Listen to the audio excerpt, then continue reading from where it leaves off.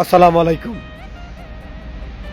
গত 25শে ডিসেম্বর তারেক রহমানের স্বদেশ প্রত্যাবর্তন ছিল।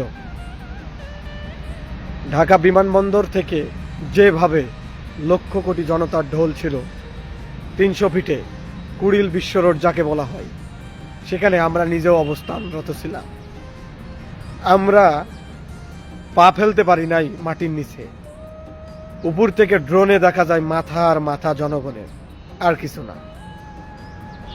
বেগম খালেদা জিয়া একসময় বলেছিল ফ্যাসিস্ট সরকারের সময় জনাব তারেক রহমান আসবে বীরের বেশে, লক্ষ কোটি জনতা তাকে শুভেচ্ছা জানাতে যাবে।